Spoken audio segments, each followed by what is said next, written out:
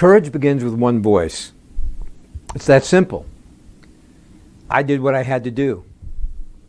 That is what we know. You walk into the corridor of death, and you know.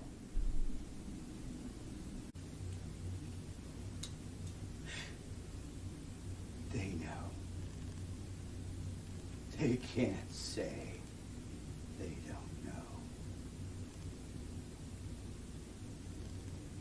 They can't say they don't walk into this with their eyes open. You walk into the corridor of death and you know. You know this moment might be your last. You walk into the corridor of death. And you know this moment might be your last. That is what you know. I know what it is to wait in the dark for torture, and what it is to wait in the dark for truth. I did what I had to do. Anything else would have tasted like ashes. They can't say they don't know. I am told that as a child I reached out to others. I befriended pygmies, even though in my community in the Congo they were considered to be animals. But I cut bread with them. I brought them to our house. I even gave them my clothes. It was sick to society that I associated with pygmies. But I saw them as my friends, just like anyone else.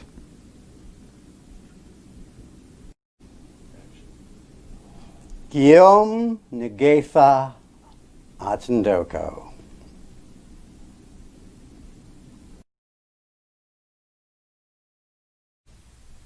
For a month, I was sentenced to death, and I had great fear. Then I thought to myself, wait, jinxing, you will die anyway. Why die as a laughingstock to your enemies? So I controlled my fear in that moment of crisis, and that moment passed. If you cannot prepare yourself for death, then you should not decide to defy the regime. You walk into the corridor of death.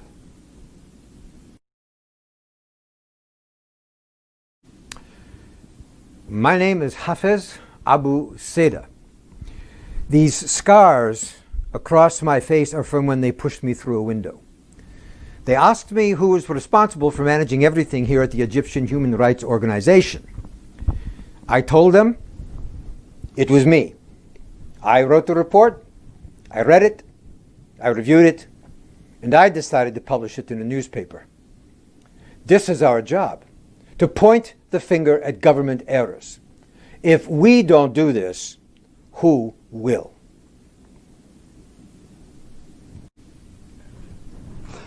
Hafez Abu Saida. Yes, that is his job.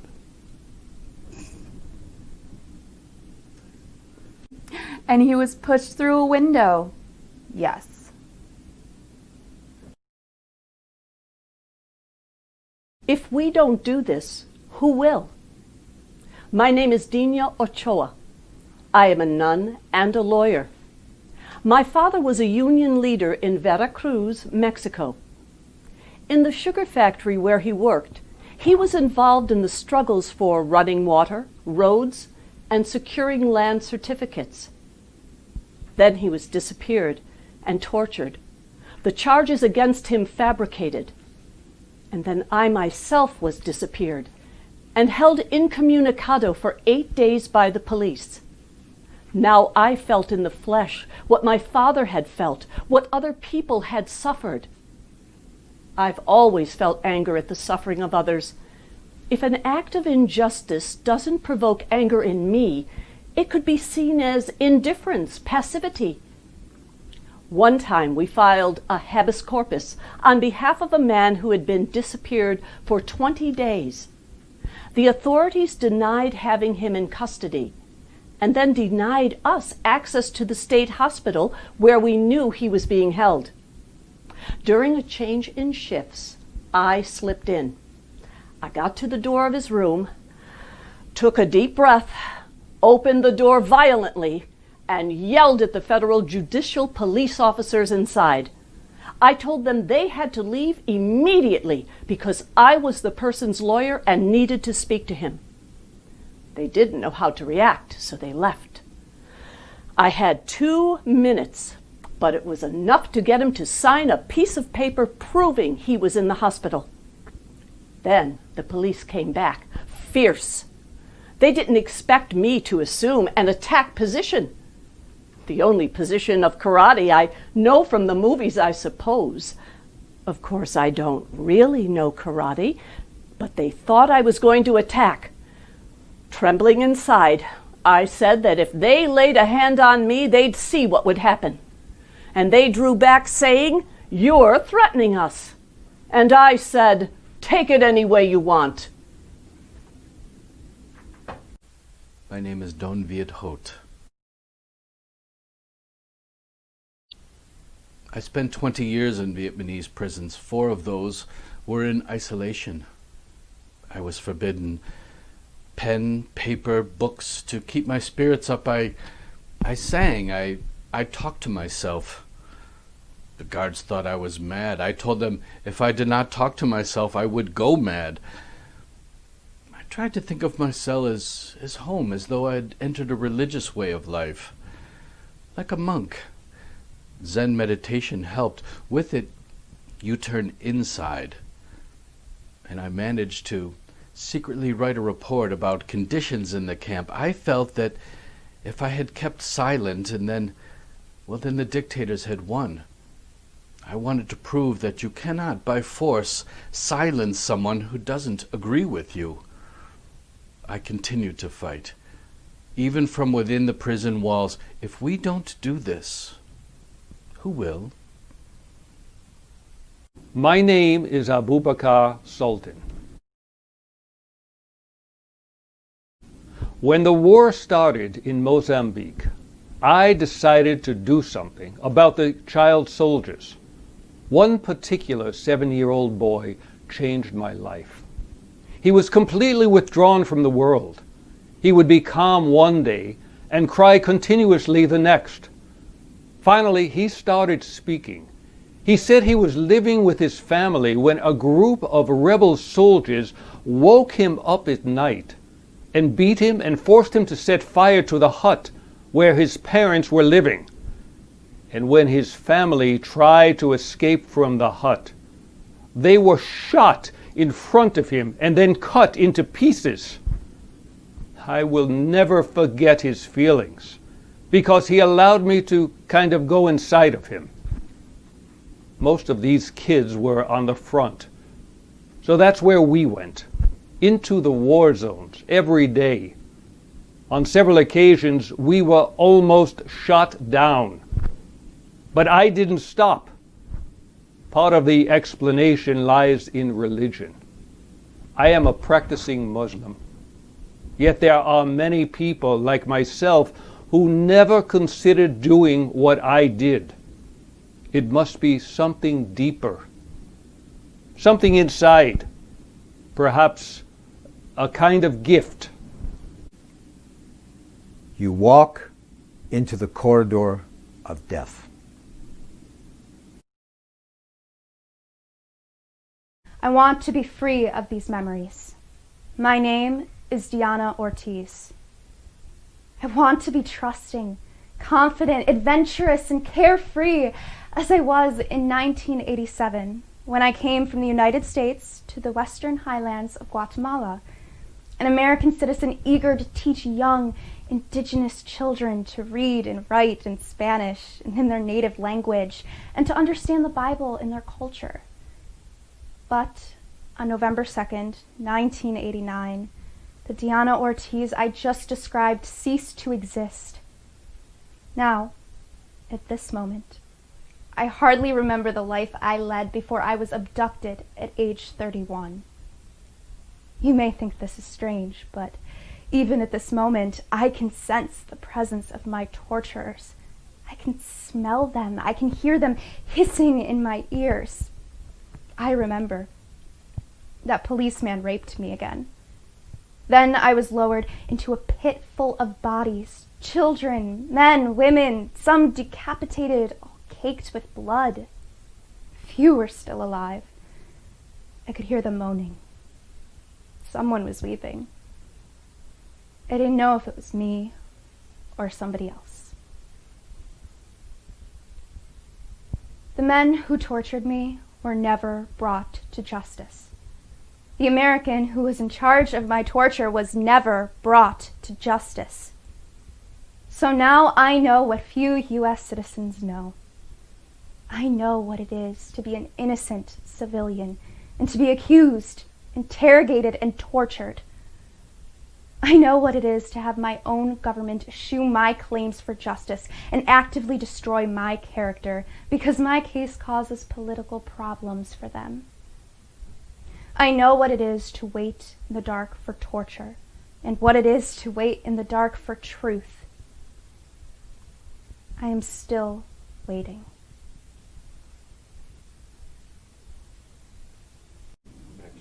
So she can't say she isn't walking into this with her eyes open, that we didn't warn her. She can't say she doesn't know.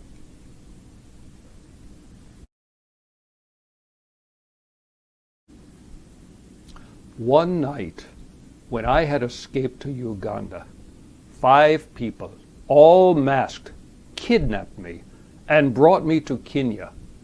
I woke up in a sea of water. I was naked and had been sitting in that basement cell all night. I stayed in that water for about 1 month. They could freeze it. They could keep the water cold that you shivered uncontrollably, and then make it so hot you felt like you were suffocating. I was interrogated during the day, and then they would threaten to throw me off the roof.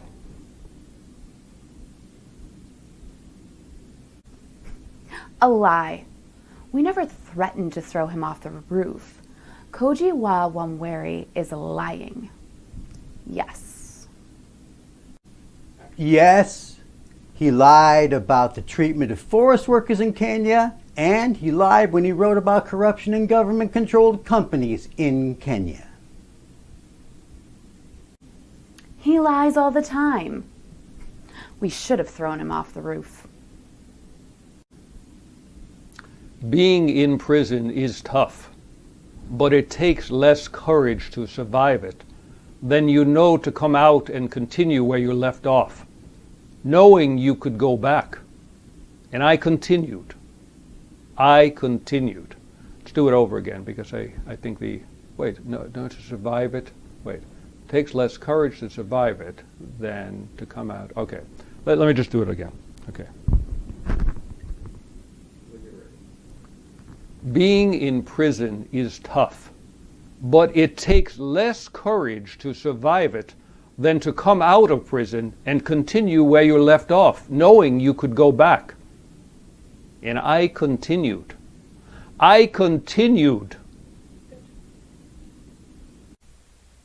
We all continued. The small successes count for a lot. They may be few and far between, but they are significant. We feel that something is there, a light is there, and we have seen that light many times.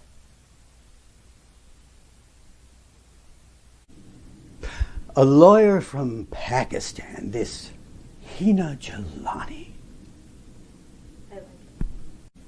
As if it wasn't enough to have this Hina Jalani around, there was her sister, also from Pakistan, also a lawyer, her sister, Asma Jahangir.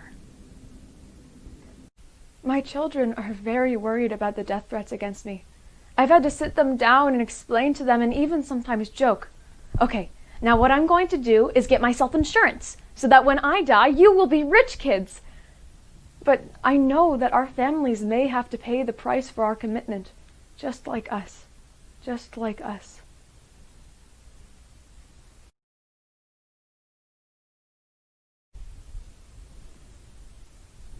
The phone rang and the voice said, the man said, I know who you are. I know your name. I know where you are located. I know where you live. And I am going to come with some guys and kill you.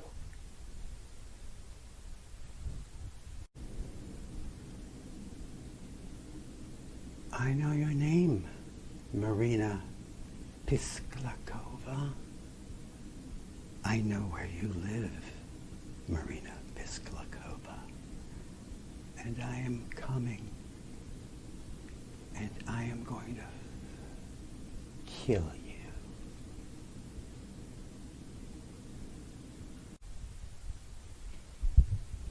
I started the first domestic violence hotline in Russia in 1993, almost by accident.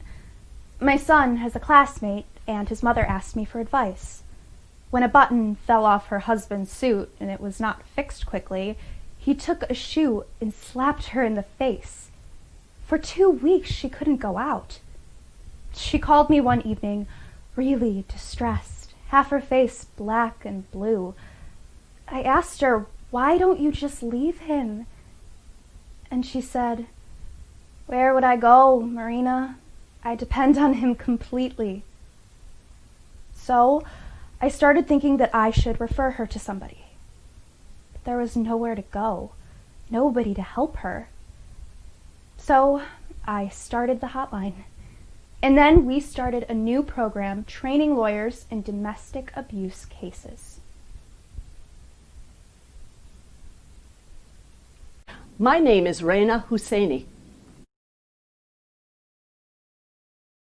In the name of honor, a 16-year-old girl here in Jordan was killed by her family because she was raped by her brother. When I went to investigate the crime, I met with her 2 uncles.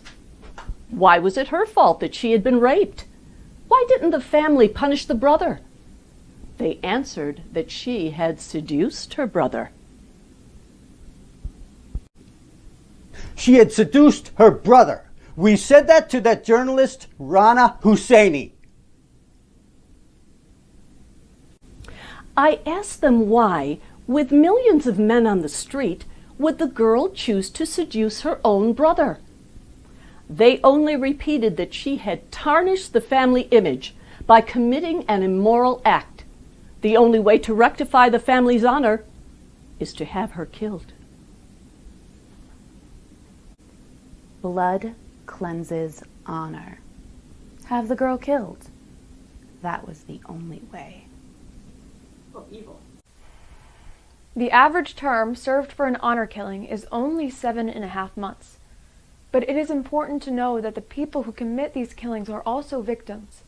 If you do not kill, you are the reason for your family's dishonor. If you do kill, you will be a hero.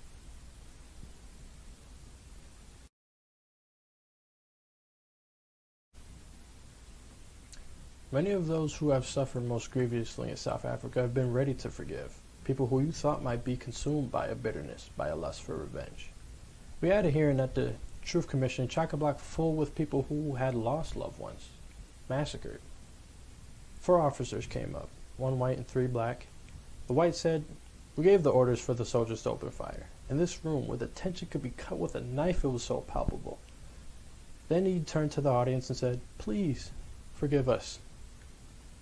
Please receive these, my colleagues, into the community. And that very angry audience broke out into quite definite applause. I said, let's keep quiet, because we are in the presence of something holy. My name is Desmond Tutu. I did what I had to do. Anything else would have tasted like ashes. It would have been living a lie. I could have been part of the struggle in a less prominent position, but God took me, as they say, by the scruff of the neck, like Jeremiah. I have a God who doesn't say, gotcha. No. God says, get up. And God dusts us off and says, try again. God says, try again. Because something is there. A light is there. A light at the end of the tunnel. My name is Muhammad Yunus.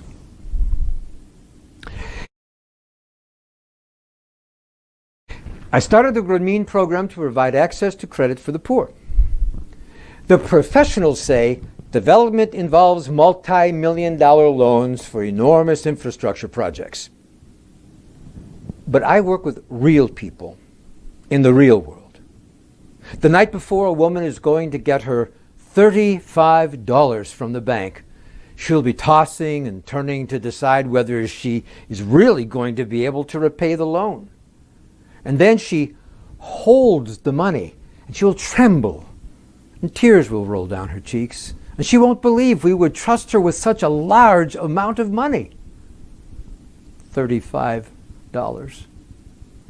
And she struggles to pay that first installment and the second installment, and she goes on for 50 weeks in sequence, and every time she is braver. And when she is finished, when she pays the last one, she wants to celebrate. It's not just a monetary transaction that has been completed. She felt she was nobody, and she really did not exist. Now she can almost stand up and challenge the whole world, shouting, "I can do it! I can make it on my own." Courage begins with one voice. My name is Juliana Digbadzi. I'm from Ghana. When I was 7 years old, my parents took me from our home and sent me to a shrine where I was a slave to a fetish priest for 17 years. They said my grandfather had stolen $2. When members of my family began to die, a soothsayer said that they had to send a young girl to the shrine to appease the gods. 12 of us, 4 women and 8 children, lived in a one-room thatched-roofed house. No windows, no doors. Rain got in. The snakes got in. The ceiling was low, just shy of our heads, and we all slept together on a mat on the floor. A typical day in the shrine. You wake up at 5 in the morning, go to the stream so far away to get water for the compound, sweep, prepare meals for the priest, not eating any yourself, go to the farm, work until 6 o'clock, and return to sleep after scrounging for leftovers. At night, the priest would call one of us to his room.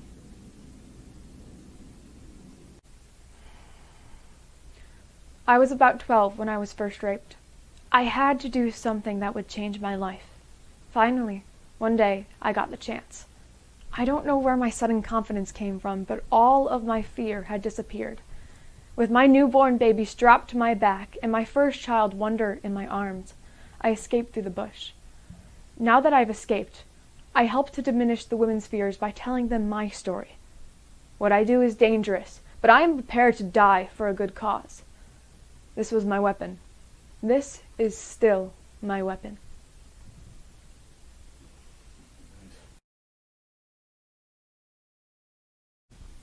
My name is Elie Loisel.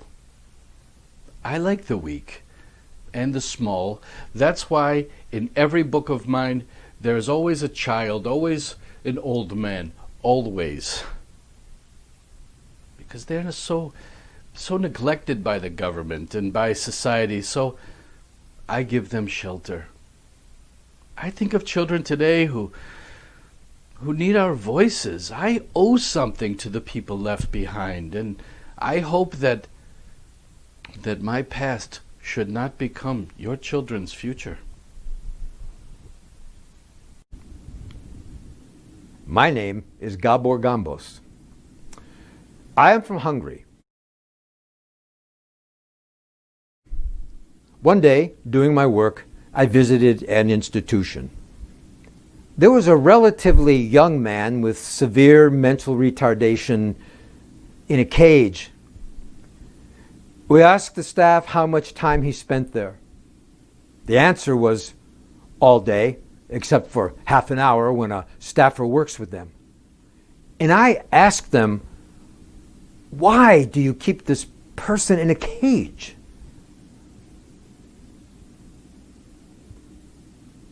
They needed a voice, and I became their voice. I never know. We had some protection. Had I been at greater risk, I cannot claim that I would have proceeded as I did. I do not claim to have innate bravery. Rather, I'm a very normal person and try to shun danger whenever possible. In the end, whatever bravery I displayed was an exercise in learning to live with fears. After a while, I no longer took notice of the danger. In the same way that a surgeon becomes accustomed to the sight of blood.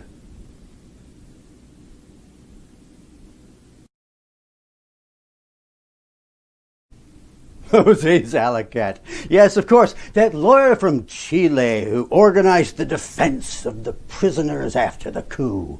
That lawyer who went into the concentration camps where nobody would go. That lawyer we jailed twice, Zalacat. Like that lawyer from Argentina, Juan Mendez. He wanted to find the desaparecidos. We disappeared him for a few days so he could know what it feels like. Give him a taste of it. 5 sessions with him a day so he could get a quick taste of it. Lawyers, like, what's her name? Padra Jimenez? That lesbian lawyer from Mexico?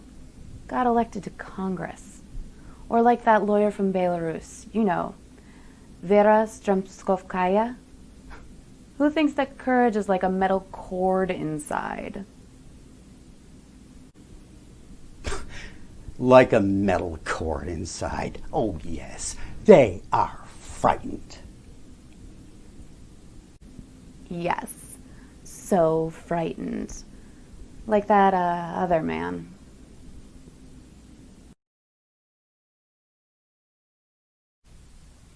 I got involved in the struggle when I was 12 years old. A group of people knocked on the door of our house in North Island and said, "Martin O'Brien, do you want to go on a peace march to demonstrate against violence?" I said I would go. I remember being frightened, but the worst thing is apathy. To sit idly by in the face of injustice and to do nothing about it. It would be better to die early.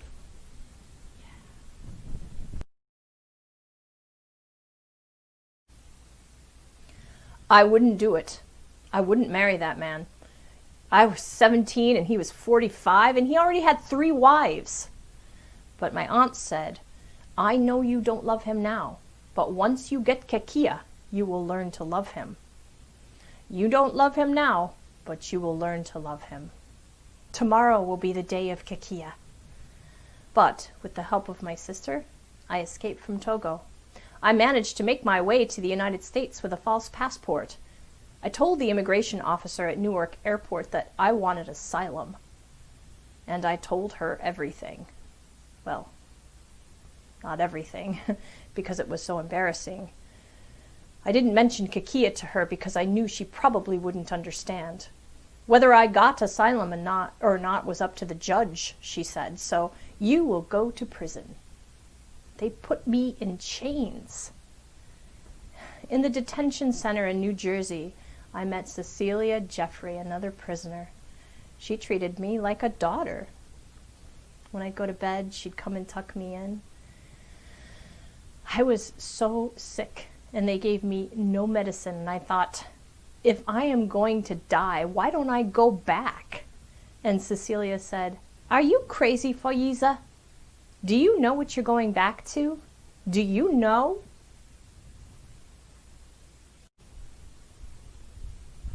Even in dark times, even in very dark times, there were people who stood up to protect others. There was at least one person who stood up to protect others. Let it be said that in times like these, there was at least one person who stood up to protect others.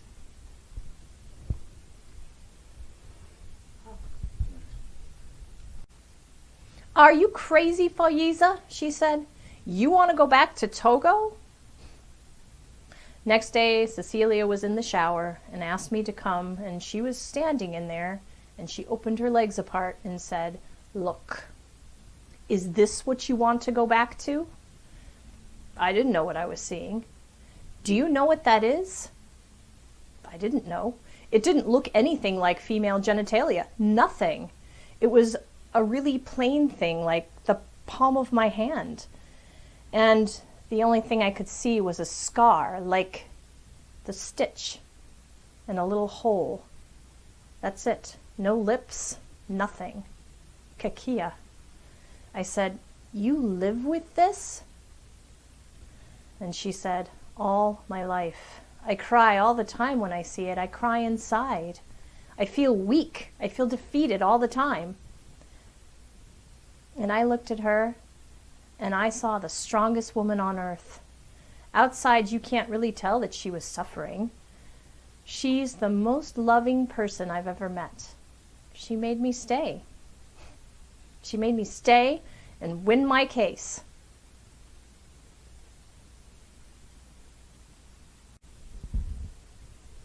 Few and far between. We have seen that light many times. Have they? Have they really seen that light so many times? How many lights have they really seen? How many times have they really saved a life? Few and far between. This is what they know. What it is to walk into the corridor of death.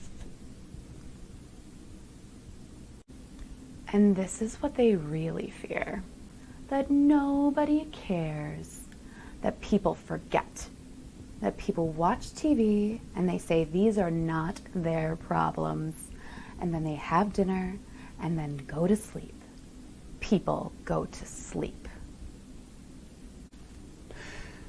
People go to sleep. That is what they know and fear. They know that 3 billion people are living in poverty and 40,000 children die each day of diseases that could be prevented. They know that the 3 richest people in the world have assets that exceed the combined gross domestic product of the poorest 48 countries, and that is not going to change by saving one life and then another and then another. Nothing is ever going to change. That is what they fear. But nobody really cares. My name is Oscar Arias Sanchez, and I care. Military spending is not merely a consumer excess. Instead, it represents a huge perversion in the priorities of our civilization. $780 billion each year invested in instruments of death, in guns, and fighters designed to kill people that could be spent on human development. If we channeled just 5% of that figure over the next 10 years, just 5% of those billions into anti-poverty programs, all of the world's population would enjoy basic social services.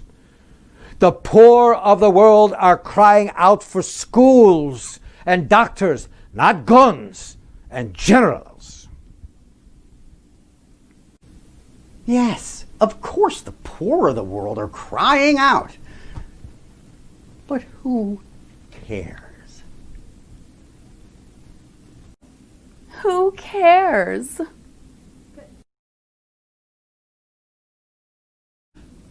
At that time, I stayed in the jungle and observed the terrible lives of the villagers of Burma.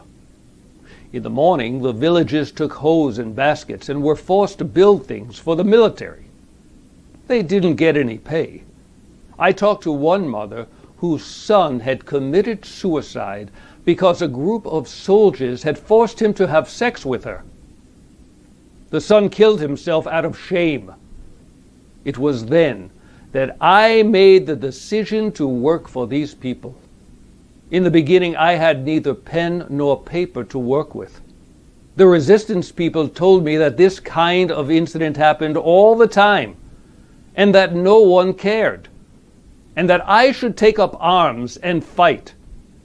But I made the decision to continue working on the testimonies, absorb the stories as best as I could. It was very cold in the hills, and all we had was a sheet of plastic to cover ourselves. Although we hung hammocks to avoid the leeches on the ground, in the morning we realized that the leeches had fallen from the trees and sucked our blood. There was a time when I wanted to shoot myself, and there wasn't any water, and we had to eat raw rice. But we kept gathering stories. Finally, we met a woman from France who gave us the money for paper and mailing. I was so happy that we could finally do something. And yet, one day I went to another human rights organization. And there they were working on something else. And there, in the trash, I saw the documentation that we'd been working on so hard. It was so difficult to get that piece of paper mailed and to document the suffering that the people had endured. It had been scrunched up and thrown away.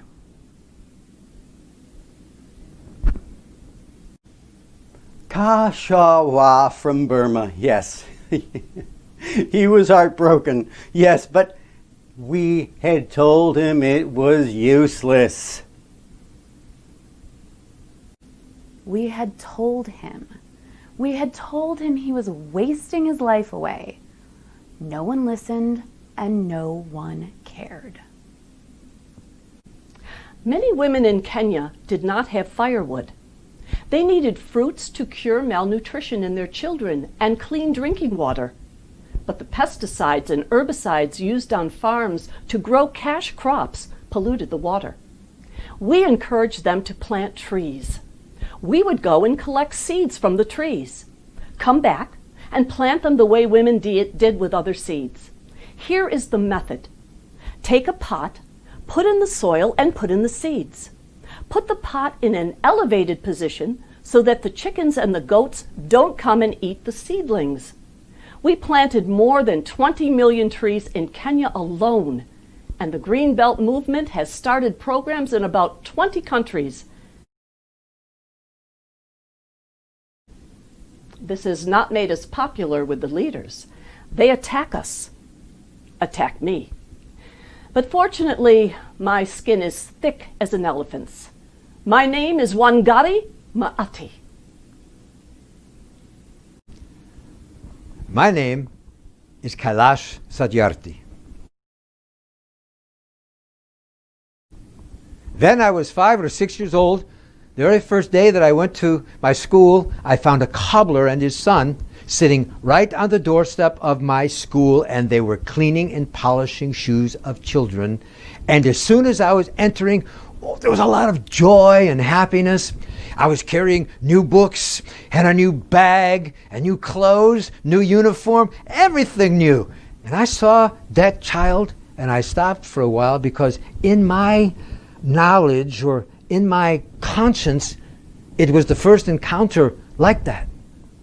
So one thing came to my mind, that why a child of my age is sitting and polishing shoes for children like me, and why am I going to school?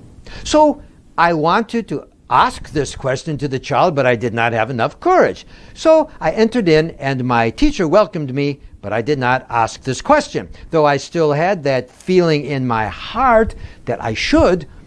But a couple of hours later, I collected all my courage, and I asked my teacher that, "Sir, I wanted to know why this child of my age is sitting right on the doorstep and cleaning shoes." So he looked at me strangely and said, "What are you asking? You have come to study here not for all these unnecessary things and these questions. It is not your business." So I was a little angry. I thought that I should go back home and ask these questions to my mother. And I asked, and she said, "Oh, you have not seen many children are working." It is their destiny. They are poor people. They have to work. I was told not to worry about it. But one day, I went to the father, the cobbler, and I said, I watch this boy every day. I have a question. Why don't you send your child to school? So the father looked at me for 2 minutes. He could not answer. Then he slowly replied, I am untouchable. We are born to work. So I could not understand why some people are born to work and why some people like me are born to go to school. How does it come from? So it made me a little bit rebellion in my mind because nobody was there to answer. Whom should I ask? My teacher had no answer. Nobody had a good answer. And I carried that in my heart for years. And now I am doing something about this. 5 million children in India alone are born into slavery. Small children of 6, 7 years forced to work 14 hours a day. If they cry for their parents, they are beaten severely. Sometimes hanged upside down on the trees, branded or burned with cigarettes. And the number of children are going up parallel to the growth of exports. The export of carpets go up, and the children in servitude go up and up. So we conduct consumer campaigns and direct actions, secret raids that free these children and return them to their families. But when you free them, work has just begun. It was extremely difficult for our voices to be heard, we Palestinians. We are nearly a forgotten people, consigned to a second-class existence. No one needs peace, a just peace, more than those who are oppressed. I am from Gaza. I started to fight for peace when I was very young. You can see the hell of our daily lives, and you ask, why are these unfair things happening? Why was our neighbor's house demolished? Why was my brother murdered, imprisoned? And I talk about torture. I can't help but talk about torture. We have to have a standard for all people, for Israelis, for Palestinians, because all human life is sacred, no matter what nationality, no matter what race or religion. All those disappearances were peasants, Andean peasants, whose main language is Quechua, not Spanish. They're considered second-class citizens, so there was not much attention paid to them. Nothing is worse for a prisoner than to feel that he or she is forgotten.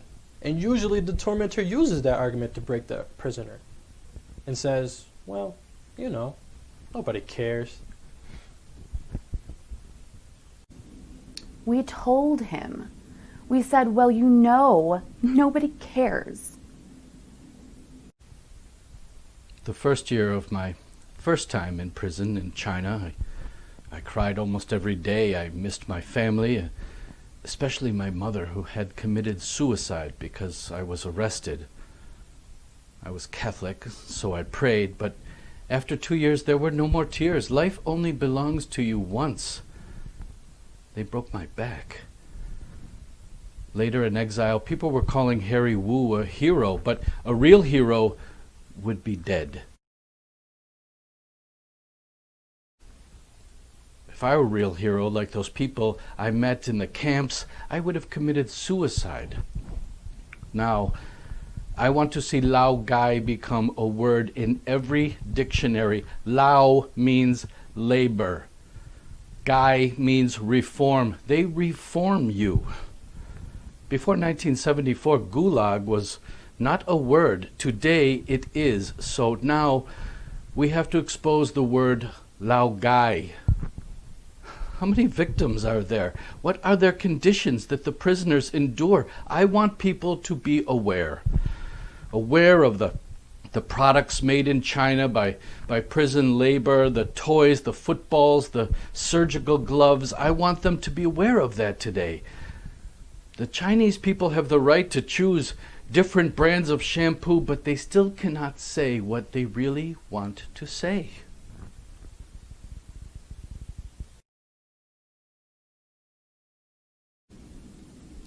To stay one step in front of the secret police, that is what we had to do to survive. The others in the solidarity movement didn't know where we lived or which people were organizing for us. Every month we had to change apartments, our appearance, disguise ourselves. We put our trust in complete strangers. The reward for selling us out was huge. $20,000 and a permanent exit visa to leave Poland. But only once was someone betrayed.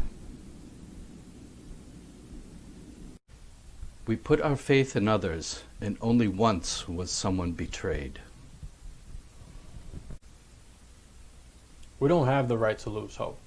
My name is Bobby Mueller.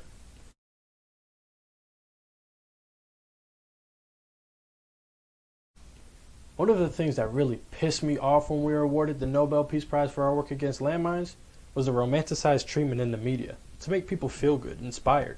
It was horse crap. People think that because there's an international treaty that it's done, the job's over.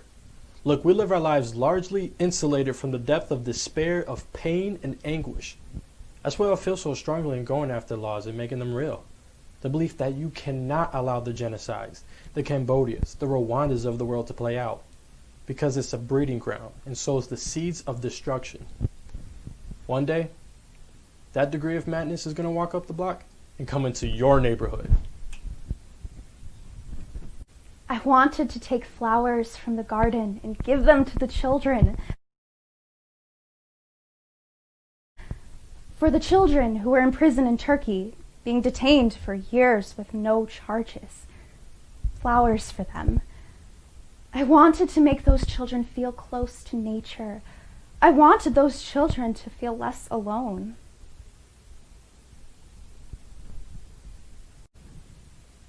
My name is Van Jones. Our organization exposes human rights violations, particularly police brutality here in the United States. Children who come home with a broken arm, or a broken jaw, or their teeth shattered, or a child that has been held in jail for 4 or 5 days with no charges. Faces of kids sprayed with pepper spray, a resin that sticks to your skin and it burns, and it continues to burn until it's washed off. I mean, this stuff doesn't make our world any safer, doesn't make law enforcement's job any easier, and Police Watch is trying to stop it. I am a lawyer. When I am in court here in Turkey, eye to eye with people that I am accusing of torture, when they look into my eyes and I don't look away, when they look into my eyes and I don't look away, when they look into my eyes and I don't look away, I feel that I have more courage than they do. Of course, I was followed from the moment I stepped out front, outside my door, every morning. There was nothing to do but find humor in the situation. Most of the time when people are killed, they were assassinated with one bullet from behind. At our human rights organization, we joked at the notion of placing mirrors on our shoulders so we could see who was creeping up, so we could see who was creeping up from behind to try to kill us all. Every time I felt frightened, I would invite all of our friends over, other activists, and we would have a good laugh. A sense of humor and the warmth of people around has made me survive. If I was sitting by myself, isolated, I would have gone crazy. When a person comes to see you saying, I would have died if you were not here, That gives us more energy. My name is Kek Galabru, and I refuse to leave Cambodia. My name is...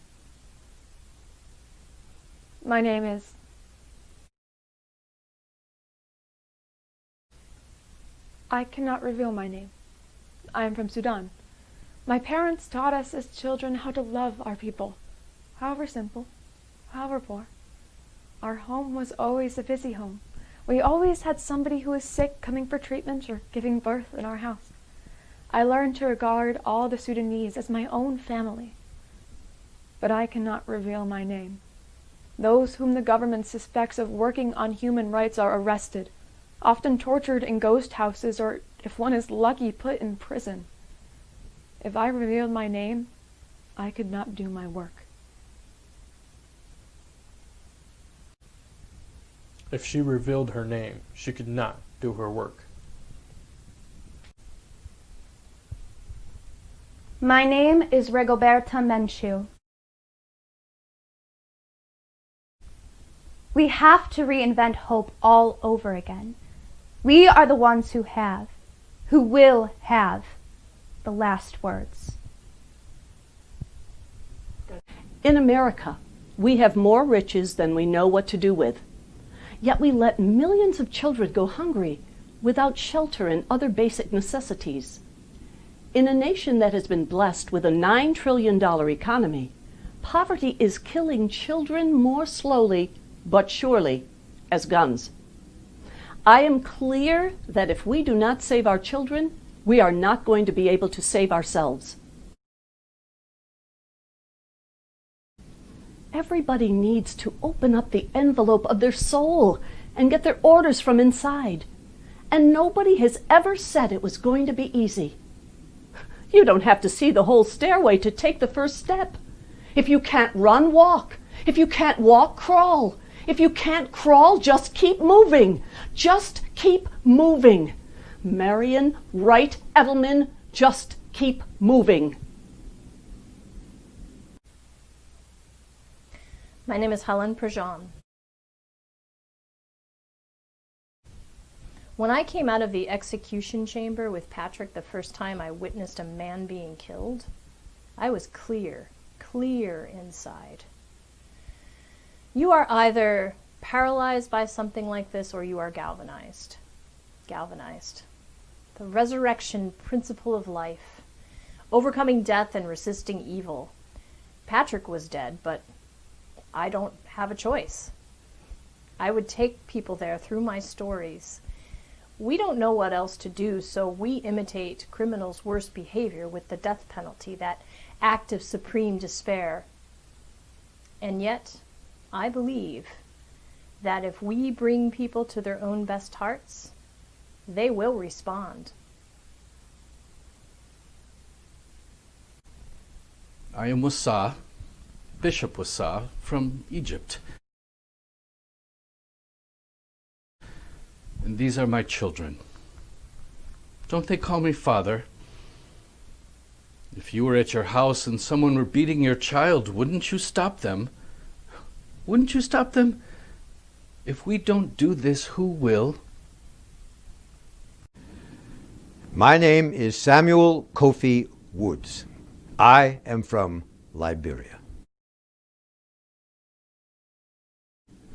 You walk into the corridor of death and you know this moment might be your last. I went through this. But when a nation is so consumed in evil, it's difficult to see alternatives unless people of conviction stand up. Even if you know this moment might be your last. If we don't do this, who will?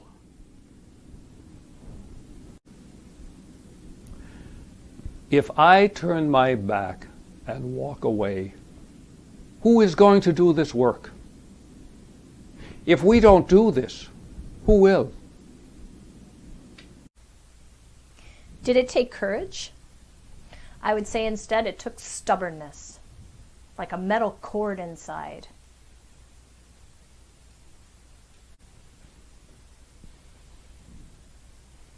If we don't do this, who will? If we don't do this, who will?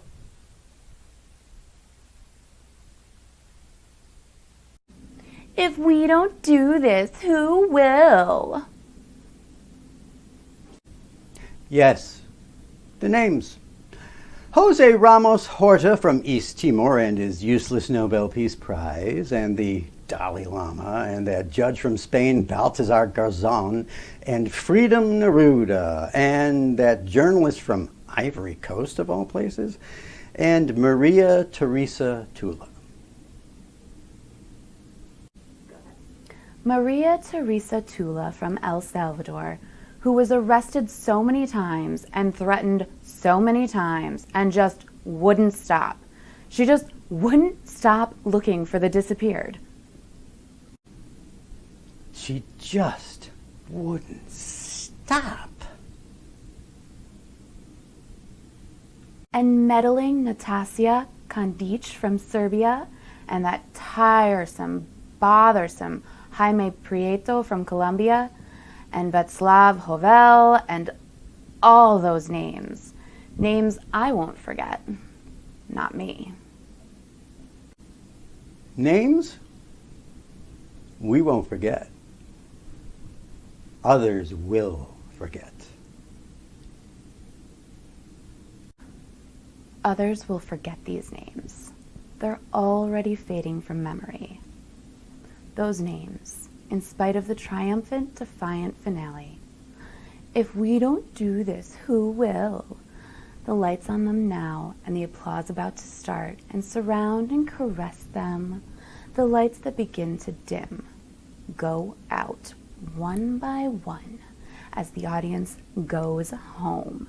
The spectators flick on their TV set back home, and a faraway face, perhaps one of these very faces, flares up in pain and then dies down. And it's time to go to dinner, and it's time to go to sleep, and tomorrow it'll be back to where it's always been. Finally, them and us again. Them and us again. Them and me. Them and me all over again. Aware that out there, beyond us, beyond even these dim lights, are the others. The ones who have never even had a spotlight. Whose names even I don't know. The expendable others beyond the lights. Their voices never recorded or transcribed. Their bodies beyond invisibility. Them and me again and again, sharing in the deepest recesses of the night, sharing this one scrap of knowledge. Life only belongs to you once. I am waiting here with this knowledge. I also know how to wait. I also know how to wait. I also know what it is to wait in the dark. My turn always comes. I don't want to pretend I was a hero. I did what I had to do, that's all. It's really so simple. This is what you know. The work has just begun. But you don't live your life in fear. It would have been better to die early. Anything else would have tasted like ashes. That is what you know. Something is there. A light is there. I did what I had to do. Knowing this, the poor of the world are crying out. That is what you know. Anything else would have tasted like ashes. That is what you know, that the poor of the world are crying out. For schools and doctors, not generals and guns.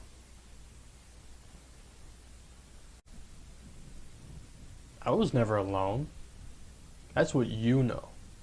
We did what we had to do. That's all. This is what we know. We did what we had to do. The work has just begun.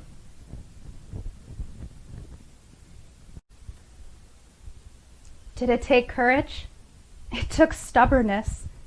Stubbornness like a metal cord inside. The feeling of inner strength like a metal cord inside. Anything else would have tasted like ashes. Knowing this, we owe something to the people left behind.